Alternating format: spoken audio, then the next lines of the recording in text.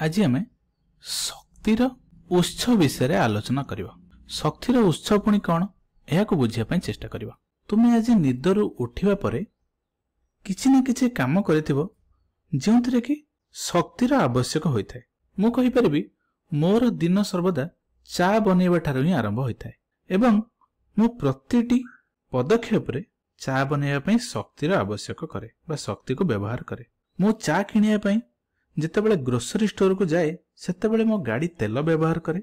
मु जितेबाला पानी को गरम करिथाए सेतेबाला मो गैस चूल्हा किछि प्राकृतिक इंधन रो व्यवहार करे एवं जदि मो पानी को गरम करिया पई विद्युत रो व्यवहार करे सेथिरे मध्य किछि शक्तिर व्यवहार करिथाए।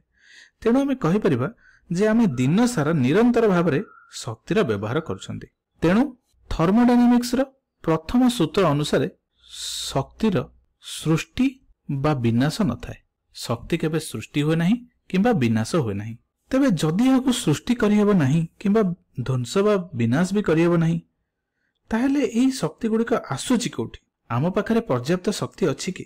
तेबे देखा गला जे जेतेबेले आमे शक्तिर उत्स विषय कथा हुअंती आमे याकु दुईटी श्रेणी रे बांटी परिबा। गोटा को कहंती नवीकरण योग्य शक्ति एवं अन्यटुकु आमे कहंती नवीकरण अयोग्य शक्ति। तेबे मु जेतेबेले नवीकरण योग्य शक्ति कहूची यार अर्थ होउची आमे याकु पुनर्बार व्यवहार करि परिबा।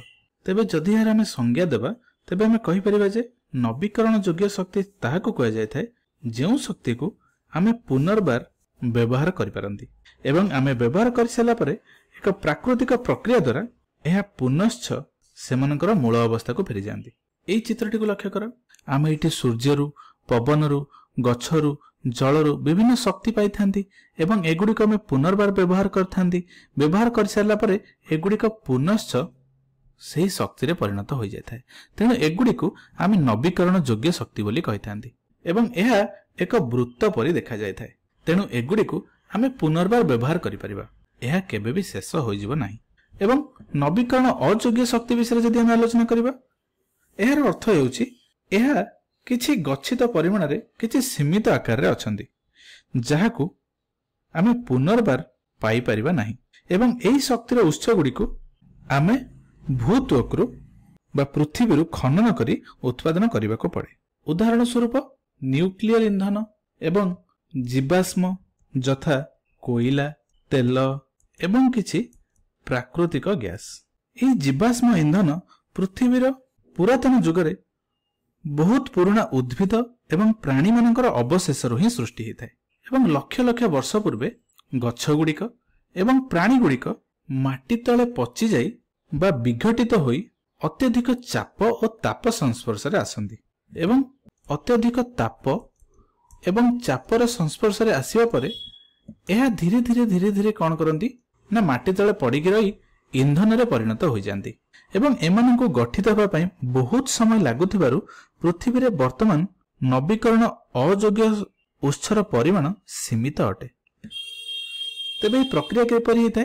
एही प्रक्रिया साधारणतः प्रथमे जीवाश्म गुड़िक को चिन्हट करा जायथाय एवं तापरे एगुड़िक उत्तोलन करिया को पड़े बा एक्सट्रैक्ट करिया को पड़े माटी तळु एवं एहाकु उत्तोलन करिया पई माइनिंग प्रक्रिया व्यवहार करा जाए जहा परिवेश और प्राकृतिक आवास को क्षतिग्रस्त मध्य करि पारे।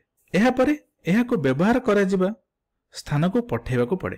तेणु आमे कहि परिबा तापरे एहाकु परिवहन करा जाय थाए एवं परिवहन करा जाई व्यवहार योग्य स्थान को जाई एगुड़िकर व्यवहार आमे करिथांती एवं जीवाश्म इंधन रो व्यवहार करिवार अर्थ हेउची जे एहाकु जाळिबा जहाकु जाळिबा द्वारा ग्रीन हाउस गैस गुड़िकर मध्य वायुमंडल को निर्गत होइथांती एवं एही जीवाश्म गुड़िक को गैसोलीन डीजेल एवं जेट इंधन रे परिणत करिया पई आमको विभिन्न प्रकार शोधन और प्रक्रियाकरण करिया पई आमको शक्तिर आवश्यक पड़िथाय एवं जीवाश्म इंधन को आमे जाळिबा द्वारा एथिर मध्य किछि शक्ति उत्पन्न होइथाय जाहाकु आमे ताप बा पाउंस बोली कहिथांती।